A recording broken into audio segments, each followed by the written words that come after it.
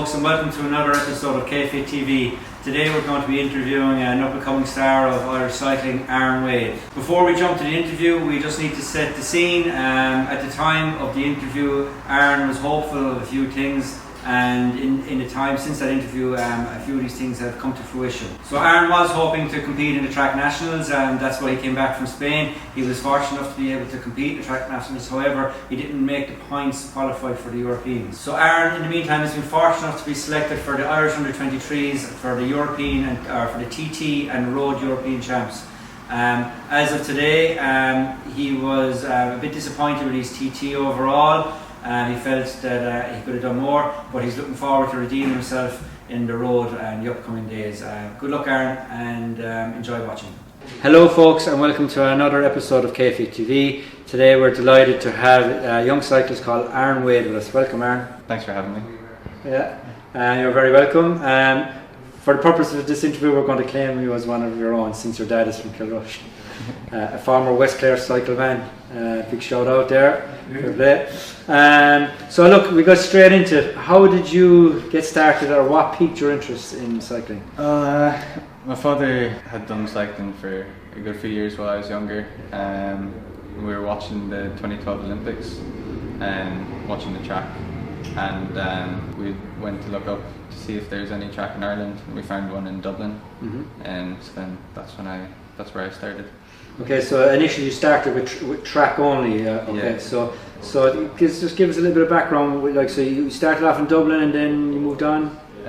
Started in Dublin, then I did a few national championships. Then I progressed to indoor tracks in Manchester. And sorry now to cut you off. With the Irish ones, how did you fare out? Did you any results there? After a year, I started getting a few silver medals. I didn't get my first national title until I was 15. Okay. Yeah. And then in the meantime, you had decided to make the move to go across the water to England to see. Yeah. To test yourself. Yeah. Get some better training and some international experience. Okay. Yeah, we went over to Manchester for a few months during the winter, and that helped. So with a view of maybe taking part in the Europeans or something like that, is it? Yeah. Okay, so how many European championships have you competed in, and where? I've only done one so far. I'd hope to get to one this year as well. But the last one was in Belgium on the track. Okay. So you real draw for the track as well as the road. Would that be fair to say? Yeah. Okay, so just before we talk about the road, just to list off, you've raced in France, you've raced Tour of Ireland, Junior Tour of Ireland, Junior Tour of Wales. You've done the London 6 Day. You've raced in Korea in the demilitarised zone. You've done European champs. Now that's a lot of racing for a young lad. Fair play to you. And it doesn't come without its costs, I presume. One, that you're away from all your friends and family, but that's one cost. But the other thing is the expense of doing all that. Bar the family chipping in there and helping you out. Have you got any sponsors? Anyone that's helping you out? No, at the moment, no.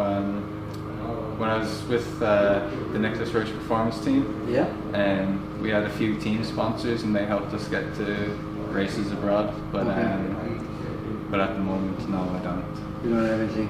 And what about mentorship? You're focused now. You're out in Spain, and we'll talk about that in a moment.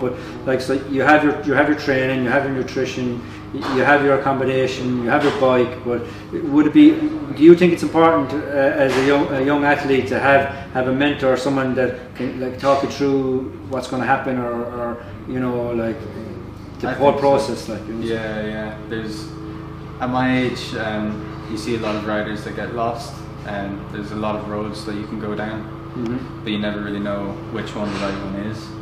And so it's good to have a mentor to let you know what will suit you best and where you should go. And have you had someone like that in the past? Yeah, I got to talk to Shane Sutton. He was one of the top coaches for the British cycling team, and he helped me a good bit. He helped me with my training and let me know what would be best for me. Okay, and into the future, so just say like if you could, if someone said someone out abroad, was there anyone that you'd like really like to talk to, or would be interested in having a conversation to get their views or their opinions or their knowledge? It'd be cool to talk to Sam Bennett, I think. He had a very rough road getting to the pro scene, and I'd like to know what he thinks he could have done better, or even he thinks about your position, maybe about where you should go next, maybe. Exactly. Yeah, very good. You never know, he might be listening. So look, we'll move forward a small bit now, and you're in Morocco. You've based yourself there for the foreseeable future. Someone has helped you out with a bit of accommodation out there. I met a guy in Mallorca, and his name is Tolo. He owns a restaurant out there that has two of Bradley Wiggins' bikes in it, and it's quite cool. He's a good friend of pro riders, so he's a good contact to have, I think. So he's helping you out there with the bits and pieces. Yeah.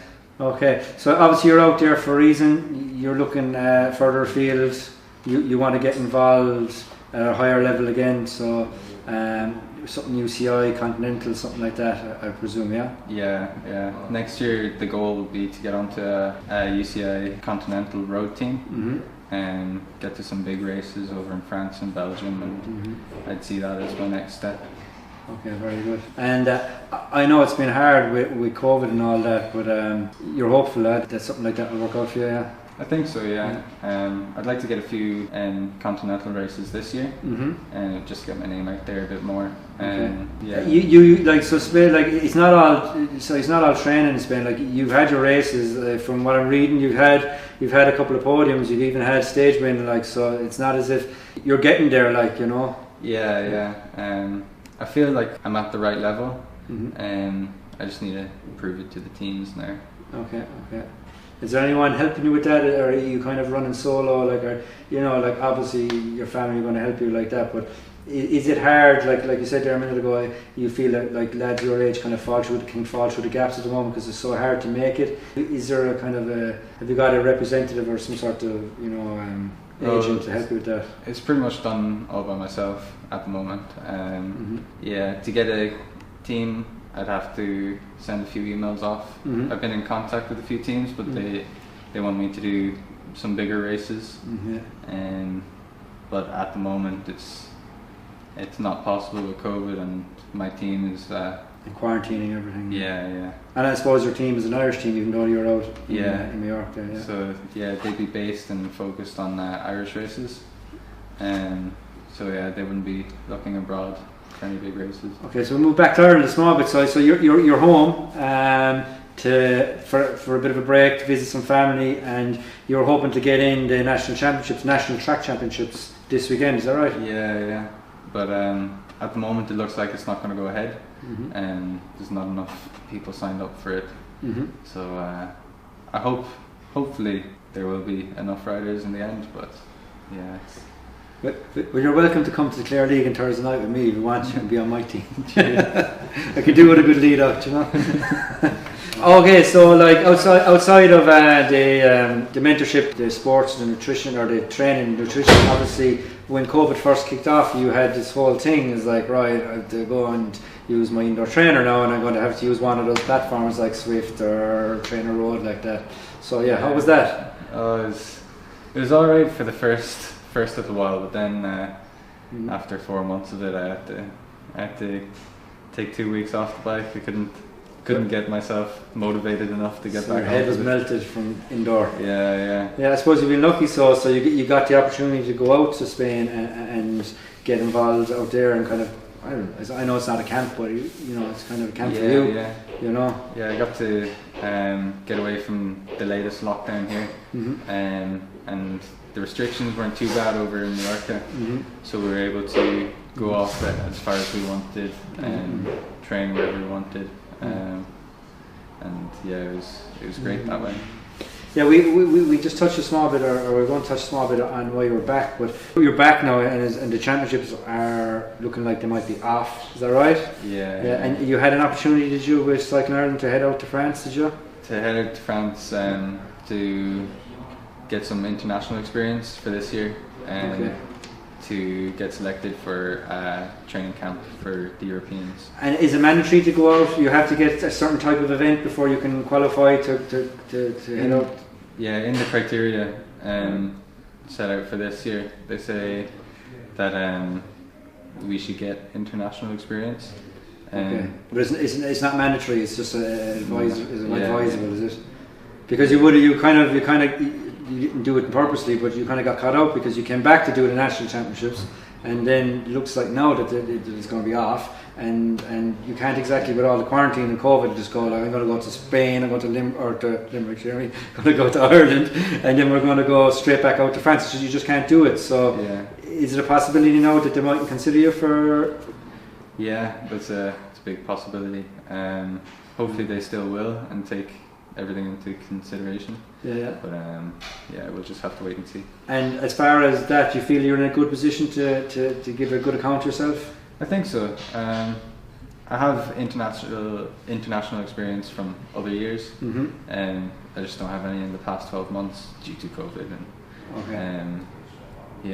So we're hopeful that you will be representing us in the Europeans. I would like so. Yeah.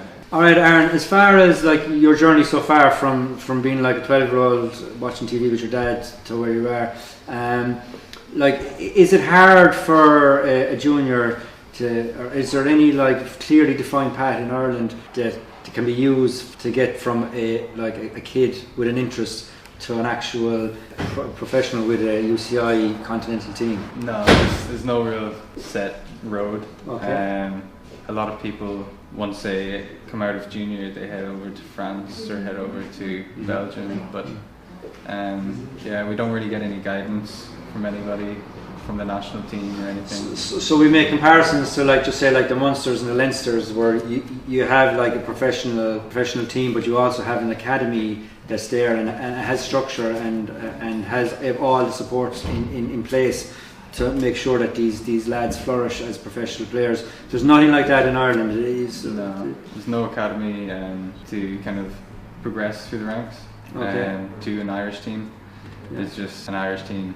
Yeah, there's no academy. Yeah, so I would be fair to say that if there was, do you think that there'd be a lot more lads that maybe stick at it, and we might actually see a lot more Irish cyclists on Grand Tour teams? I would think so. Yeah, it would bridge the gap between the riders on the Irish team and riders who are just racing locally, and it would give more incentive to train harder. Yeah, well, I presume if you take all those like you take all those pressures off the riders and just let them concentrate on riding, you know, it's obviously going to have an effect on them. Yeah. All right. No matter. Okay. Look, it's been great having you. But just before you go, we have a couple of lads in not in West Clare, but just in Clare, a couple of lads underage that are, you know, they're proven to be quite good. They've stepped up to the next level in the local leagues, and I can see great potential in them. One lad is Matthew Griffin. He's cycling with Kenturk at the moment in the youths, and then there's another lad there called Sinan Tuberty who's being taken care of by the Dolman crew here. Have you any words of advice for those boys that are, you know, they're at your age, close to your age, they're trying to, you know, do more, do better? Yeah, at youth level, winning races doesn't really matter. When I was youth, I won maybe 2 races out of the 4 or 5 years of racing. It doesn't really matter. You just have to stick with it and keep going. Junior and under 23 is where you want to start getting better. Really. Okay, so you say be patient is what you're saying to the lads. Stay the course, keep on training hard, and hopefully they'll get the results that you're getting out abroad at the moment. Yeah. Look, thanks very much for coming. It's been a great little chat we've had, and we hope to see you at the TT League tonight. Hopefully, you've as a guest appearance. Yeah, I'll be down. All right, very good. Thanks, folks, and thanks for tuning in, and we'll talk to you soon. Bye bye.